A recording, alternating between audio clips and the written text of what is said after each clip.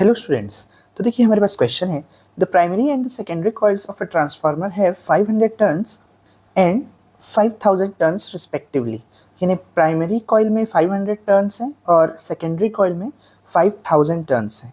यानी जाहिर सी बात है ये एक स्टेप अप ट्रांसफार्मर है, यानी कि ये वोल्टेज को इंक्रीज कर देगा, इतना तो पक्का हो गया।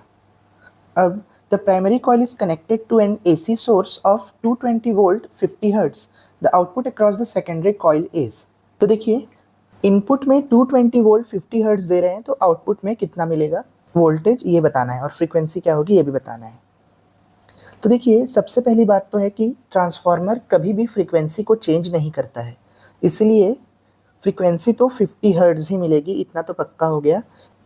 अब वोल्टेज कितना मिलेगा उसके लिए एक सिंपल सा फॉर्मूला है जो कि हमने ट्रांसफार्मर के लिए पढ़ा भी है, करंट और वोल्टेज का और नंबर ऑफ टर्न्स का। पर यहाँ पे हमें सिर्फ वोल्टेज से मतलब है, तो नंबर ऑफ टर्न और वोल्टेज के बीच क्या रिलेशन है ये मैं लिख देता हूँ। तो देखिए नंबर ऑफ टर्न्स N2 और N1 is equal to V2 bye V1, या फिर अगर आपको 2 और 1 यूज़ नहीं करना है तो आप प्राइमरी और सेकेंडरी भी यूज़ कर सकते हैं। NS by NP is equal to VS by VP। तो अब देखिए यहाँ मैं वैल्यूज़ रख देता हूँ। सेकेंडरी कॉइल में टर्न्स कितने हैं 5000, प्राइमरी कॉइल में टर्न्स कितने हैं 500। सेकेंडरी में वोल्टेज हमें कैलकुलेट करना है, इसलिए इसको VS ही रहने देता हूँ, और प्राइमरी में जो वोल्टेज है वो 220 वोल्ट है।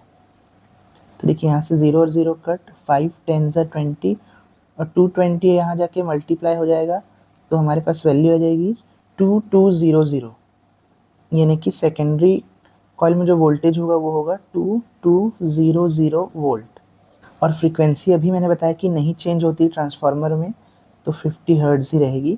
तो कौन सा ऑप्शन मैच कर रहा है? Option D. तो अगर आपको ये वीडियो अच्छा लगा हो और समझ में आया हो तो वीडियो को लाइक और चैनल को सब्सक्राइब ज़रूर करें। Thank you.